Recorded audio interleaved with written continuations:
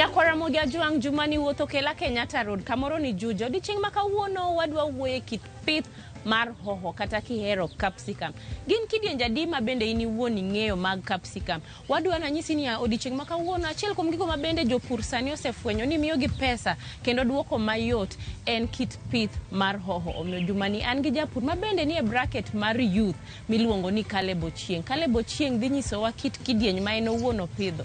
Yie mondo akaw kinde ni mar wakie chenro ni kaka pile luonga ni Alori nyaka Black machiegni.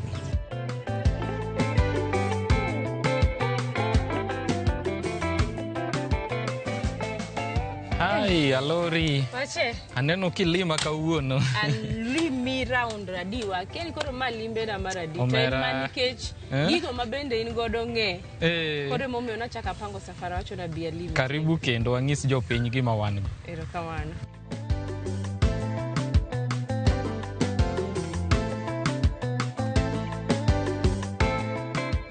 Ya ka wan e puodho mar hoho.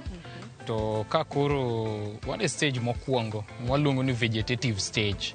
Koro stage ni yudo ka giwuok e seedlings to ka ema gichomo. Masani wan gi juma achiel kodgi ka. Koro sani to koro itgi ineno ka gichalo alot. But bang' jumbe moko achiel ariyo tidhi yudo ka koro en yien ma kendo koro biro kotegno malich.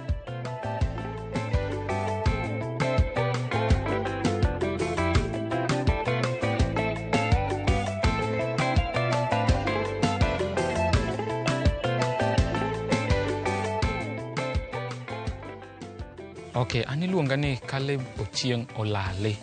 An wuod gweng' miluongo ni Olasi, Kisumu County. Koro kae wan kama iluongo ni Kenyatta Road e Kiambu County. Kae matie tich mar PUR. Koro kama wantie ni watimo horticultural farming kata greenhouse farming ma sani wada puonjre e pith mar hoho. To oken hoho machon ma ralum cha. Kauno wada puonjre hoho ma sani obiro ma rakwaro to gi ratong to nitie kendo orange color. Nitie orange color.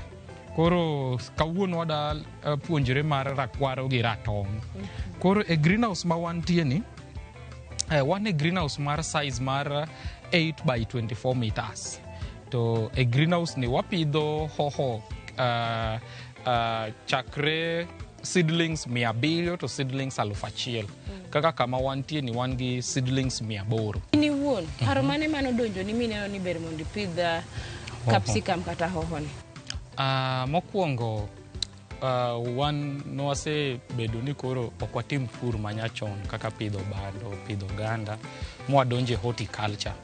To iyudo ka horticulture koro e greenhouse farming ka nitie kind gik mwanya pidhe iye, nitie gik mok wanya pidhe iye. Nikech koro yudo ka kae pitha ni koro wapitho ni wachiem.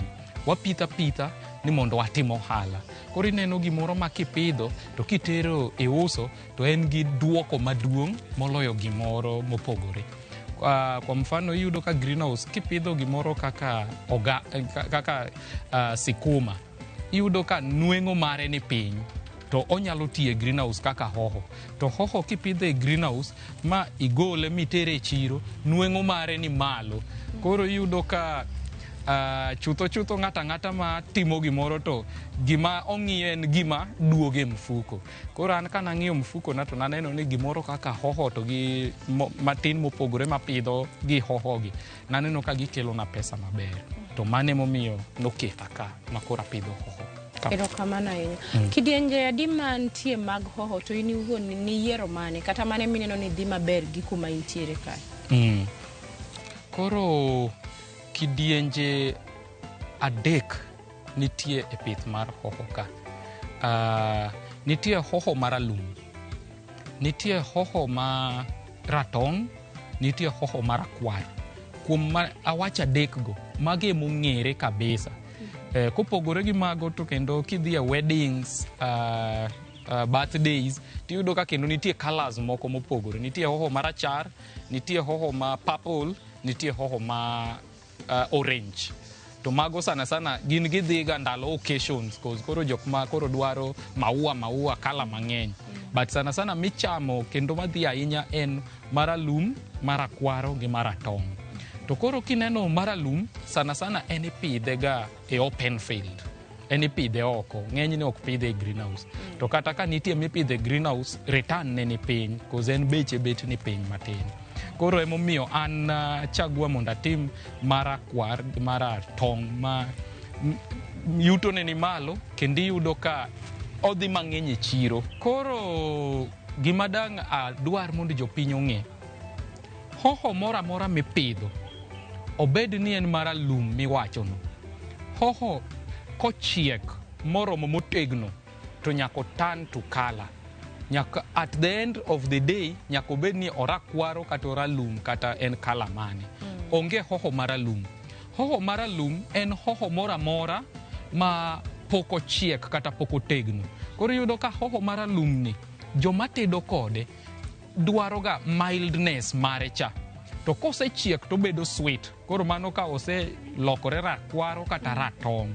Koro yudo ka maralum cha en hoho ma kiyudo variety ma koro ousni ni mar hoho maralum.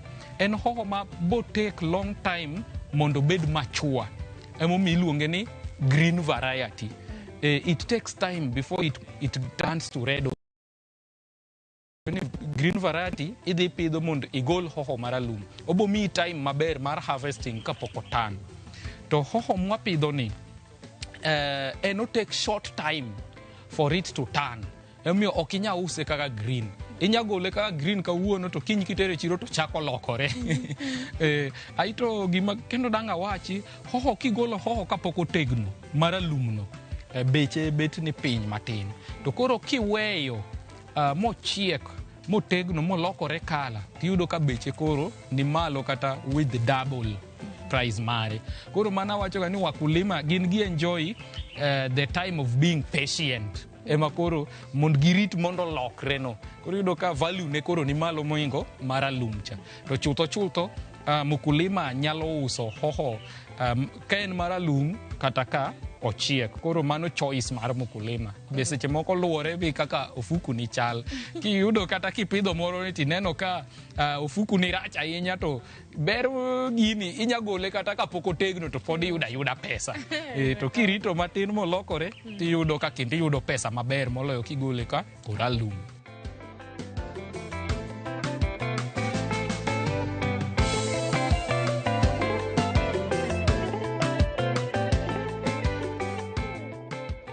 E greenhouse ka hoho kao dweche adek mondo bed machua makoro keto matunda. Koro bang' dweche adek wachako mede gimoro jumbe 2 mondo oyud thuolo mar turning mondo bed into color. Koro wawachi ni dweche adek gi jumbe 2 mano wachako golo matunda. Mamano is between 90 to 120 days. Koro yudo ka bang' kosebedo motegno to anyalo gole juma ka juma up to about dweche 3 kata dweche 4. Eka koro apudhe achaka pitho kendo. Erokamano. To hoho timo maber e kor lwasi machalo nade? Hoho ng'enyne timo maber kama liet. Liet no ema tero matero yien dongo piyo piyo. Nikech we do understand gik mwapidhogi gichiemo through photosynthesis process. To photosynthesis process, one of the things madwarore en sunlight. To koro sunlight ka nitie moromo to make enough food mar plant. Tiyudo ka koro gimwapidhono dhi ringo piyo piyo. Mamano e gima nyalo riembo hoho. To kapo ni ipitho kama ng'ich ahinya kaka koro wanya wacho lemuru, ngong, iyudo ka kendo hoho ni budho sana kapok igole. Nafas kata spacing keto maromo nade kind hoho gi nyawadgi? Spacing sana sana e kind row gi row wajaket ga almost 1/2 to 1 meter. To kind hoho gi hoho wajatiga gi 40 meters. 40 centimeter. Gimomiyo watiyo gi 40 centimeter, hoho en gima dongo kogar. Kaka sani kwanene ka pod gitindo kama, waneno ka owuok gi shoot achiel. To ka osebedo maduong' matin makoro osetegno, tiyudo ka kendo golo bedege moko. Ma onya golo bedege kata 12. lakini wan koro kaka jopur nitie gimiluongo ni activities mwatimo on a daily basis. Koro one of the activities watimoga pruning. Wagolo bedege mang'eny, waweyo bede 3 kata 4. Jopur moko weyo kata bede 2 kaluwore gi size mar hoho midwaro, luwore gi chiro mari. Kosi yudo ka jok moko dwaro hoho madongo. Sana chiro mek hotel. Yudo ka chiro mek dukni be kendo dwaro moko ma medium size. Koro kidwaro mondo igol madongo, mano nyiso ni ibo prune hoho ni iwe bede matin. Eka koro modongo yud kaka chiemo maber mondo bed maduong'. To kidwaro ma medium, mano nyiso ni nyaka iwe bede moko ma bet njang, bede 4-5 moko. Eka koro hoho ni wuok ma medium. Koro luwore gi chiro mari. Eka koro dhi nyisi kaka itimore nade. Iprune hoho mari. Ero kamano ahinya. To wach ni koro mosenyak maber kabisa, yien achiel nyalo golo ni hoho adi katin? Sana calculation watimoga pa greenhouse. Koro kaka nwawacho ni greenhouse ni yudoga seedlings 700 to 1,000.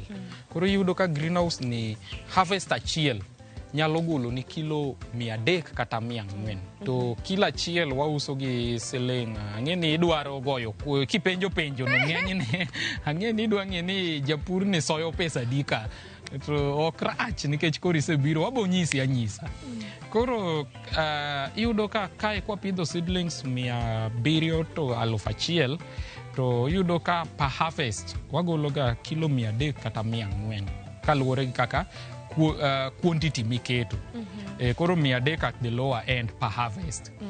Koro kila achiel wauso ga gi gimoro 130 to 150. Masani to dhigi 115 nikech sani of late wayudo ka kendo koro oda mar hoho obedo mang'eny, chal ni ji chame mang'eny kabisa. Koro yudo ka wause gi 150 tigoye kata gi 300 ni kigo kwanti to ing'eni gimoro 20 to 30 kanyo kidi cost per week ki harvest. Ero kamano. Gin arita mage ma in iwuon kaka japur itemo timo kari kae mondo kochopo sa keyo tiyudo gima ber? Koro hoho ni garita mang'eny. To aja nyisga ji gik moko 3. Ok en hoho kende kata to en kata mimea mora mwapidho e greenhouse ka. Nitie gik moko 3 ma nyaka ing'e. Gimoro malich ahinya kabisa en feeding. Making sure ni hoho yudo fertilizer moromo to gi pi moromo. Kitimo mano e gima okwongo. To nikech iwuoye pi, be ang' inyiswa ni pi gidwaro pi marom nade? An nawach kamano. To mokwongo sani pod atajo gik moko 3 ni. Ma achiel wacho ni feeding, to wacho ni hoho chamo fertilizer kata mbolea to gi pi. Kiketo moromo. Namba 2, wadhie crop protection. Crop protection en making sure ni wadudu kata kute makoro chamo chamgi. Wa make sure ni wagone gi yath mondo kik gicham chamwa. Nikech kwa wegi to iyudo ka giketho, to ka giketho to koro tuoche biro mang'eny, wadudu go wuon gikelo tuoche. Aya, koro mane mwawuoye crop protection, geng'o wadudu to gi nitie tuoche moko mabe wageng'o ga ageng'a miluongo ni fungal infection to gi bacterial infection. Gin gibiro ga ka ndalo ma piny ng'ich. Koro gimbe nitie yedhe moko mwagoyo mondo geng' tuoche go kik bi e hoho. Koro mage gik ma kowang'iyo kute to gi tuoche mwagone gi yath maber tiyudo ka hoho tima maber. Mano waluongo ni crop protection. Kwawuok e crop protection wan e gimoro mar 3, cultural activities. Gik mwatimo mondo wami hoho wagi odong kaka wadwaro. Pro cultural activities nitie machakore ka pod gitindo, nitie matimore ka koro gidongo, nitie matimore ka koro gigolo matunda. For example, sani ma koro mekwa gitindo, king'iyo chunygi maber tiyudo ka gisechako golo maua. Wagol ni achiel. Koro mae maua mokwongo mawuok e chunygi ka pod gitindo gi waluongo ni king flower. Mangiso ni sani tich monego be ni timo kae in the next 1 week en golo king flower yien ka yien. Magite? makoro mano is part of the labor mabedo ga ipuodho. Daher ng'iyo ni negi jal mabende samoro gombo pidho hoho. Gin ang'o ma ng'ato nyaka bedgo thenge kata nyaka bedgo piny kapo kata kiparo ni sani etadwa chako kit pith aina. Mokwongo, hoho makalad otimo maber e greenhouse kata shade net. Ka en farmer mose jing'ore maber to nyalo gero greenhouse. To ka en farmer mapok ojing'ore maber, inyalo chako gi shade net. Nikech ok odwa chieng' ahinya. Chieng' no ober, odwaro liet. Lakini direct sunlight makelo burning cha ok odwa. Koro odwaro gima filter ne liet no. Kisebedo gi greenhouse, gimar ariyo madwarore en yath ma ibotiyogo ka koro isiki goyo mondo kik iyud tuoche kata mondo kik ibed gi kute, mondo hoho beda maler kaka ma wan go kani. Namba mar adek, gima nyaka ikri ne en pi. Hoho en gima tiyo gi pi kendo en heavy feeder. Ka osebedo maduong' kendo ywa pi mang'eny, koro nyaka ibeda gi pi moromo. Mar ang'wen, nyaka ibed gi ng'amo tiegore manyalo konyi e tich e greenhouse kanyo. Ng'ama elewa gimoro cultural activity monego bed ni timo e hoho kanyo. Koro kisebedo gi gik moko ang'wen go to inyalo timo maber kabisa. Sana wan koro kaka growth pronics wachiwo jok motiegore ne jopur manyalo bedo ne dwaro. Nyithindo biro timo attachment ka, to ka gisetimo attachment to wamiyo jok ma jopur ma koka chako pur ma dibed ni achiel ariyo adek ging'e pur to gikonyo gi e puodho. Koro magi gik ma wanyalo dwaro kuom pitho. Pi, fertilizer nyaka ibedgo, nyaka ibed gi greenhouse, nyaka ibed gi yedhe migoyo to gi ng'at motiegore. Kamano. Erokamano ahinya. Mana kamano janeno marwa, watieko kidieny mokwongo, wadwa kawo dakika moko machuok, wadhi e rusa kata yweyo, aeto bang'e waduogo. Ikidhi mabor.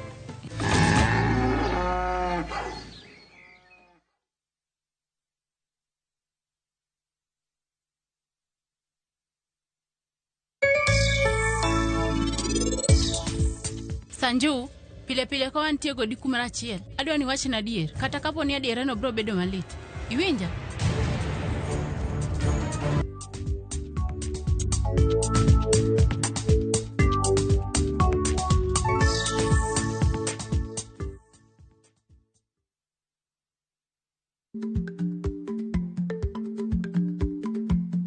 Jarik ni jamuod nyoyo gi goyo. Matiende ni dhi matek ma ok inono maber samoro nyalo miyo ng'ato midhiero.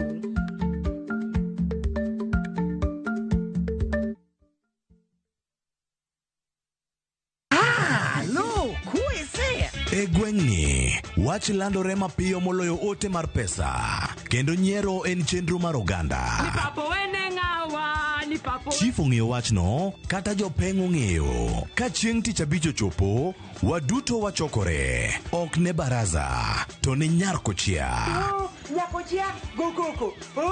Nyakochia, toxin. En chenro ma gik moko duto ng'aw malo mokalo tong'. Chakre sigendni, weche miwacho. Pato akanyi leo chunya, nonyuoli pur. Riwre uru gi oganda duto, kendo we uru wanyier ka gima ok ochuno ni ng'ato chul puotheno. Kokija richo, ting' badi malo, Jehova Nyasaye golo nyaka moponde ndalo. Nyarkochia, tich abich, saa 1:45 otieno, mana e Ramogi TV.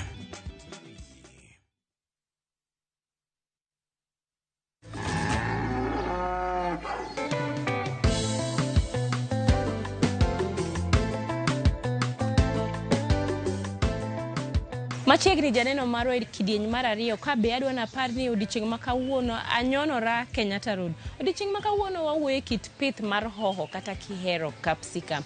Gin kidienje mage ma in iwuon ing'eyo. To kawuono ni wadwa nyisi ni arita mage ma bende japur nyalo timo kama koyud yuto makare. To sami sebede puodho mineno ka gisenyak maber. Ji aina mage matiyo gi hoho gi. Omiyo kik idhi mabor, beda bedo kodwa nyaka wata chenro mwatieki machiegni kendo.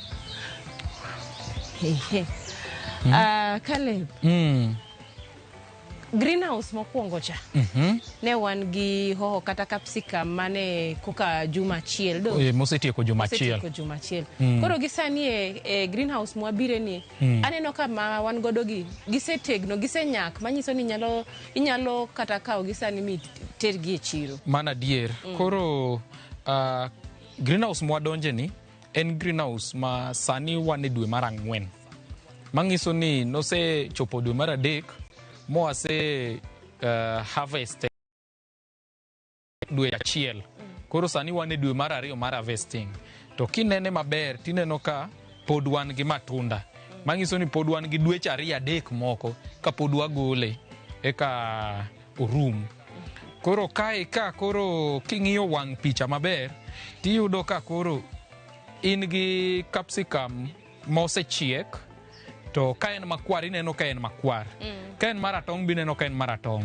to ka en maralum bineno bathe kocha ka ang' wang'iyo seche moko to ang' wayud maralum ma inyalo pon ka en kala maralum koro chutho duto te ni sani koro greenhouse montini en greenhouse ma capsicum motegno kamano manyiso ni sani oikore giseikore ma inya tergi e chiro magi oseikore inya tergi e chiro to wagolo gi juma ka juma to nikech isewacho ni nusepono gi mokwongo ere kaka inyalo tango ne jopiny kata inyalo nyisowa kaka ipono hoho okay koro hoho pone yot kwa dhi kata hoho kaka bila makoro an go machiegni koda ka iyudo ka hoho eni twenya to tura kende mane kaka wapono hoho koro en pone yot pone ok tek kendo en gima ipono piyo moloyo kamano erokamano ahinya to shelf span samise gole puodho kae hoho nyalo bedo oko e kinde marom nade kapok okethore koro iyudo ka wan joma uso hoho waja pon ga ka en waluongo ni half ripe mar 70 to 80%.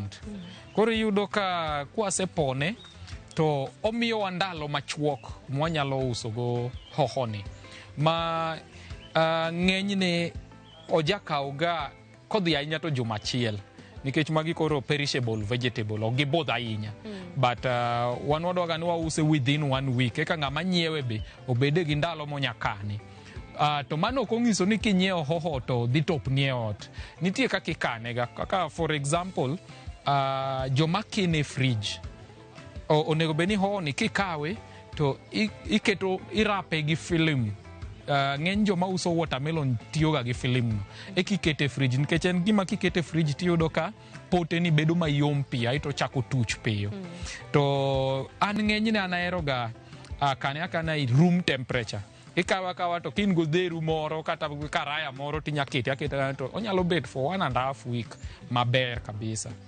Akia ka hoho bende nitie gi season peak season ma in ga gadiera ni kochopo dwe machal kama kamae to koro chiro lich ma kaka tim onge. Koro gima anyalo wacho ne jopur wetega en gima sana sepuro higni 6 to en gima seneno sani prediction mar season tek wacho tek pimo cause gik gin gik mipidho e greenhouse en gima kata ndalo olo ng'ato nya pidho ndalo chieng' ndalo koth ng'ato nyalo pidho koro anyalo ng'iso jopur wetega obed resilient farmers bed farmer ma ndalo ma gimoro onge ma iuso hoho ni siling 400 chopo ga sechego sani wause gi 150 manona normal price nitie seche mo onge ma ng'ama ni kode no use siling 400 kata 500 a kilo achiel bed ni ng'ama ndalo no yudi kin gi hoho. Erokamano gin kit tuoche aina mage ma bende yudore e hoho kae. Koro kwadonje tuoche tuo ma sana chamo hoho ni iluongo ni powdery mildew. Powdery mildew sana kinene to ochalo ka gima poda ni e it yien to kose yudo tuo no tineno ka koro onero chalo ka gima obiro maratong ite ni biro maratong to lwar kende koro yudo ka tuo no ozidi zaidi tiyudo ka yien lunya makoro donga ni en kede mochung'. Kosechopo kanyo tiyudo ka koro onge matunda manyabiro nikech it yien ema loso chiemo. Ka it yien oselwar to koro iyudo ka iruma e ground. Kopogore gi powdery mildew, mane is a fungal infection, kute kendo ma sana target hoho gin kute adek. Mokwongo ma lich ahinya en aphids. Aphids sana eno ojam madh sup e it yien. To kose madho tiyudo ka koro it yien no chako koto, odolore ka gimo biro malo kama. To kose dolore kamano kibiro tineno ka ng'eny itgi kaka achiel ariyo adek go ineno ka dolore kamano. Mano ng'e ni aphids ema nyodho pi mane it yien no aito koro dolore kamano. To kobedo mang'eny saidi tiyudo ka it yien go dhi tuo aito eventually gidhi lwar. Ka gilwar mang'eny tiyudo ka kendo koro wachak warum e ground. Mar ariyo nitie moro miluongo ni spider mite, red spider mite. Koro red spider mite ni ok gin kute mabeyo, ento sana o target chuny yien. Kosechamo chuny yien to chuny yien no tuo kabisa. To chuny yien kosetuo, ing'eni yien dongo gi e chunye. Chuny yien kosetuo to nyiso ni koro matunda mapinja kisechamo ti ionge future. Ionge pesa mbele kanyo. Koro en ong'adi e harvesting chon. Kwa e red spider mite wadonjo e gimiluongo ni white fly. White fly ento koro en sana ok ohiny yien ni directly but oluongo kute moko. White fly kobiro e hoho tiyudo ka ocreate seche mo omodho pi gini oweyo chilo marateng'. Dho ngere waluongo ni black soot. To black soot no ting'o sukari. Koro black soot no ema ang' luongo kute moko mopogore kaka aphids, ang' luongo mealybugs. To koro ka gisebedo mang'eny to koro tich tek kae kabisa nikech koro ka ang' givamia kudni ka kudni nyodho it yien, gitieko it yien no makoro yien no tuoya kamano. Koro mage kute kata tuoche ma sana target ga hoho. Koro to do away with this, nitie yedhe monyiew ma target kutego kaka hoho. Anyiewo ka en yath mar kute, a target aphids, a target white fly, a target spider mite. Ero kamano. Any value addition mayudore korka capsicum kata hoho kono? Koro hoho kae sana hoho makwarani iregega. Koro yudo ka samoro obete chiro mokwa use. Gimwatimo watuoye ga is sun drying. Kosetuo mobedo motuo kabisa, twarege mobedo powder. Koro powder ni ema waripake to wauso nu. Kaka unang'eni kutedo ga sana chefs matedo nitie gimiluongo ni paprika. Paprika en ga hoho makwar moreg mobedo powder. Oh, okay. Yeah. E paprika baji. Ema wero ga uyudo ka utone chiemo to koro mit moloyo. Ero kamano inya kwa dhi kwa tieko. Wach mogik na janeno kata jalo mabendo neno chenro dichieng' makawuono to inyalo jiwo gi nade? Ana gima nyalo jiwo gi iyudo ka sana adhi bedo kaka ambassador mar youth nikech an pod an youth. Ng'eny ji joma timo courses e university, joma timo courses e TVETs, iyudo ka ng'eny ji gikawo ga courses ma bang'e ka gitieko to iyudo ka courses go ok konygi. Iyudo ka ng'ato nosetieko campus higni moko machon to nyaka nowuog e campus, iyudo ka pok oyudo kata employment, en kata higni abich en oko. Koro mano nyiso ni courses ma gikawo ok konygi. To pur en gima kata kok ondiki tinyalo bedo agronomist. Kokibedo agronomist inyalo bedo ni ine chiro iuso gigi. Kokius gigi inyalo bedo ni puro.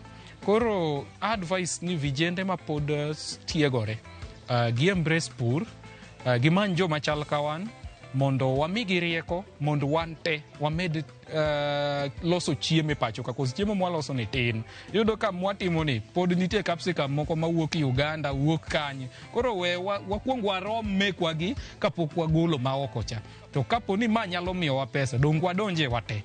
Koro mane gima nyajiwo go yudhe mondo biye pur, wapur ka rieke mashida, manji kaka wan, kimanyo wa mabere mbuiwa, mar www.growthponicslimited.com ibo yudo projects te mwatimo tang'eni mano bokonyo ji te. Erokamano. Inyalo konyowa gi kopogore gi social media handles kech samoro nitie ng'ama ang' ne orni message to nitie ng'ama deher ni ogoni simu. Inyalo konyowa bende gi namba ni kata yor tudruok moro amora ma bende janeno be nya tiyo go mondo yudi kitiyo gi. Koro kopogore gi mbui marwa mar www.growthponicslimited.com inya yude namba mar 0705 525 300 kanwoyo gi dholuo 07 05 5 2 5 300.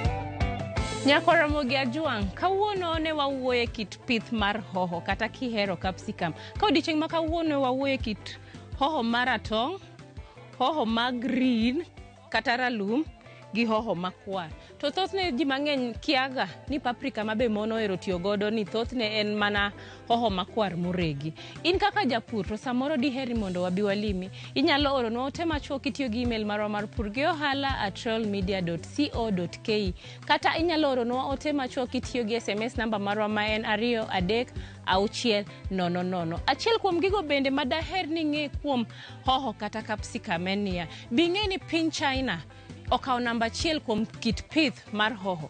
Mar ariyo, iwacho ni kitiyo gi capsicum kata hoho tiduoko piny tuoche aina mag adundo kata kansa. Mar adek bende iwacho ni ng'ato kotiyo gi hoho oyudo vitamin C atamalo madhi 300 ma dhano nego beni tiyo go mar vitamin C odiochieng' achiel. Ka ruoth oyie, luonga ni Alori nyaka Black. Onere juma manyien. Oriti masani.